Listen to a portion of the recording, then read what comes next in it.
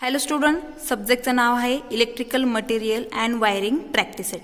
त्यातले आपण 2 प्रॅक्टिकल बघणार आहोत. दोन्ही प्रॅक्टिकल मॅन्युअलमध्ये डायरेक्टली मर्ज केले. Practical number 10 and 11. Okay, aim आहे त्याचं सेम आहे. Use the coil over core arrangement to determine the iron core losses per unit weight of first electromagnetic specimen.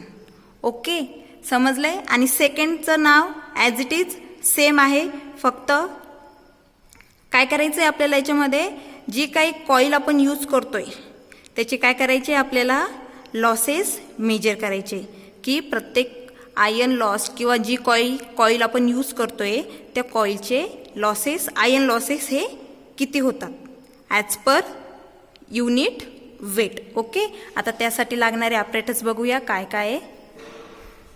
Okay, first आहे हा तुमचा auto transformer for the supply and vary for the voltage. Okay, second आहे तुमचं voltmeter for measuring the voltage. Range आहे 0 to 300 volt. Second apparatus आहे तुमचं wattmeter for measuring the power.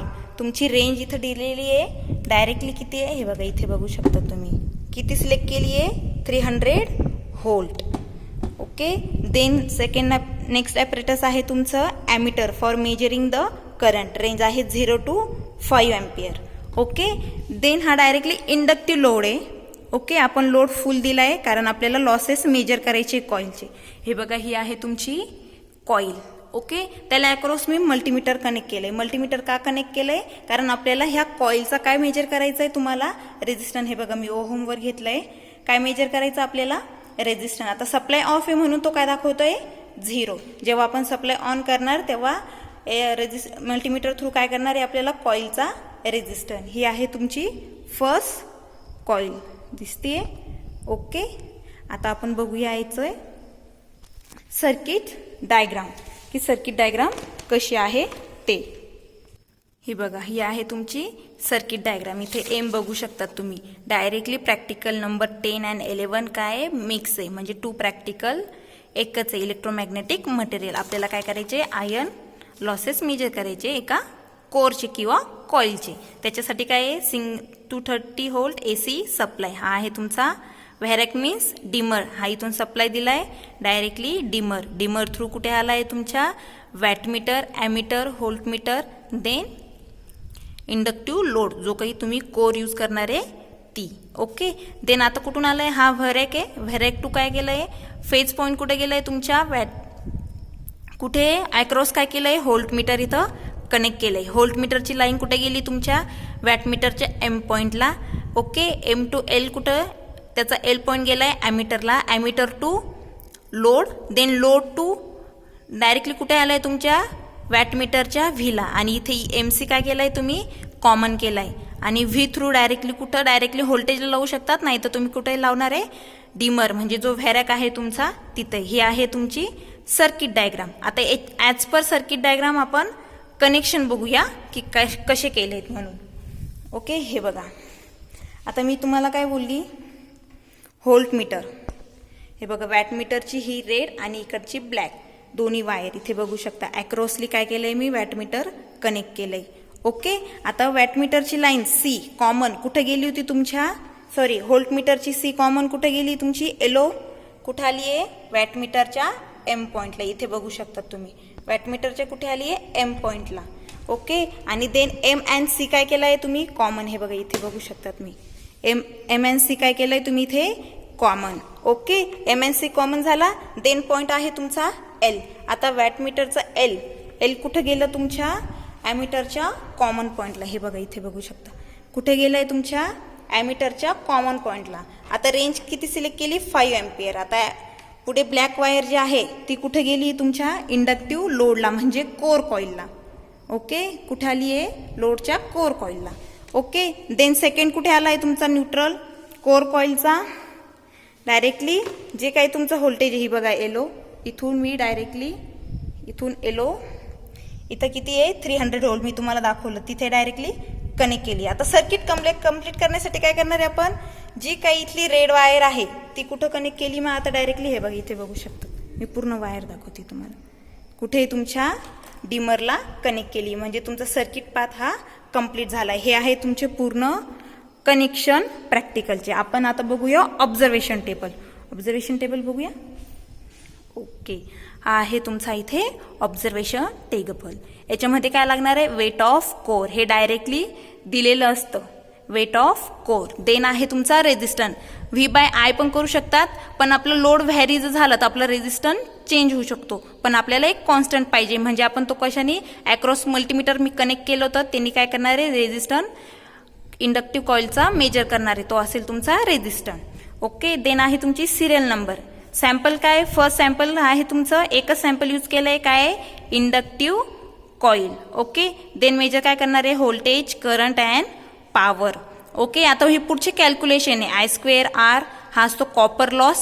Then total iron losses P-I²R iron loss. Okay, आणि लास्टचं calculation काय राहील तुमचं, iron loss per unit weight is equal to total iron loss. जे इथं टोटल आयर्न लॉस येणार आहे ते divided by weight of core, जे कोरचं वेट आहे ते. नंतर जे काही कॅल्क्युलेशन येईल ते काय असतील तुमच्या त्या कॉइलचे आयर्न लॉसेस असणार. आपण आता काय करणार मेजर, मग आयर्न लॉस. एम काय प्रॅक्टिकलचं की आपल्याला त्या कॉइलचे आयर्न लॉसेस कॅल्क्युलेट करायचे. ओके, जेव्हा आन्सर येईल तेव्हा आपलं प्रॅक्टिकल कंप्लीट होईल. आता आपण कनेक्शन ऑन करूया आणि फर्स्टली काहीही लोड न देता रेझिस्टन्स मेजर करूया की किती आलाय, आणि त्यातलं मी वेट पण तुम्हाला सांगते की कोरचं किती आहे. पहिली सप्लाय ऑन करूया. हे बघा इथे सप्लाय ऑन, हे बघा इथे रेड सप्लाय ऑन झालंय. आता आपण काय चेक करणार आहे, आपलं कॉइलचं रेझिस्टन्स. हे बघा इथं मल्टीमीटर मी कनेक्ट केलंय. व्हॅरी होतंय 2 मिनिटं, कॉन्स्टंट होईल ते. हे बघा व्हॅरी होतोय तो खूप.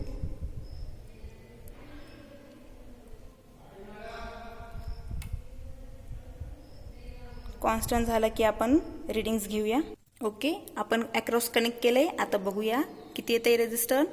ते व्हॅरी होतंय, आपण घेऊया 2.9. ओके, हे बघा 2.9 पेक्षा ते मॅक्झिमम जात नाहीये. मग आपला कॉइलचा रेझिस्टन्स किती आला आहे, 2.9. तो डायरेक्टली राईट डाऊन करून घेऊया. रेझिस्टन्स किती आला, 2.9 ओहम. हे बघा इथे बघणार 2.9 मी इथे लिहिलंय.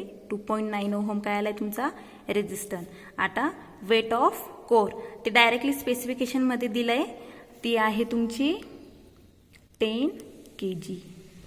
वेट ऑफ कोर किती आहे, 10 kg. आता आपण inductive coil through voltage, current आणि पॉवर मेजर करूया काय काय येतंय तुमचं. देन मग आपण कॅल्क्युलेशन करूया.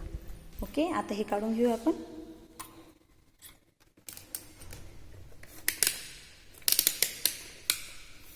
ऑफ केलंय आपण मल्टीमीटर. सप्लाय देऊया. एक सप्लाय द्यायचा आहे फक्त आपल्याला 1, कारण कॉइलचं आपल्याला पुढे करायचं. आपण देऊया 200.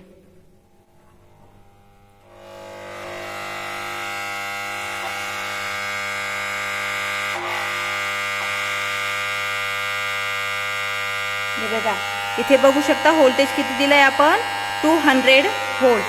इथे किती आलंय, 10. मल्टीप्लाइंग फॅक्टर 2 येणार आहे का, तर 3 व्होल्टला आपण यूज केलंय म्हणजे इथं आलंय 10 वॅट. आणि तुमचा करंट आलाय 1.5 अँपियर. हे बघा 5 अँपियरला आहे. तिन्ही पण रेडिंग आपण घेऊन घेऊया. त्याच्यासाठी आपण पहिले सप्लाय ऑफ करूया, कारण कॉइलचा खूप आवाज येतोय, साऊंड करते. ओके ओके, आता रिडिंग घेऊन घेऊया आपण काय काय मेजर केलं होतं. आता व्होल्टेज किती होता, 200 व्होल्ट, करेक्ट. देन करंट होता तुमचा 1.5 अँपियर. देन पॉवर होती तुमची 10 आली होती पॉवर, पण मल्टीप्लाइंग फॅक्टर 2 घेणार आहे का, तर आपली व्होल्टेज जी रेंज होती ती किती होती, 300 व्होल्ट होती. म्हणून मल्टीप्लाइंग फॅक्टर काय घेणार आहे आपण, 2.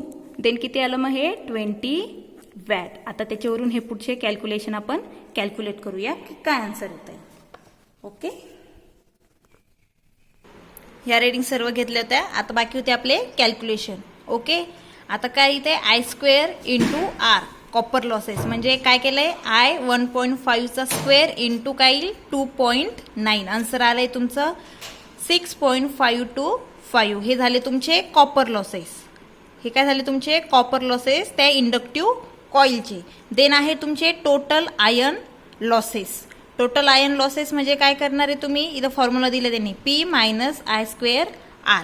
पी किती दिला आहे तुमचा, power 20 watt. Okay, I square आपण इथं कॅल्क्युलेट केला 6.525. मग काय करणार, 20 मायनस 6.525 आन्सर येते तुमचा 13.75.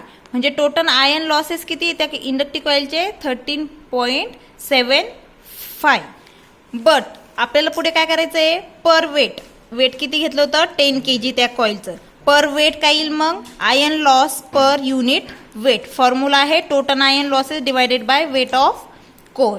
आता आयन लॉसेस किती दिले, 13.75 divided by weight of core. Weight किती दिले, 10 kg. मग आन्सर किती आले तुमचं 375. म्हणजे जी इंडक्टिव्ह कॉईल आपण यूज केली, ओके, त्या इंडक्टिव्हचं पर वेट आयन लॉस किती आलंय calculation 1.375. I hope if you understand all the practical method. Thank you.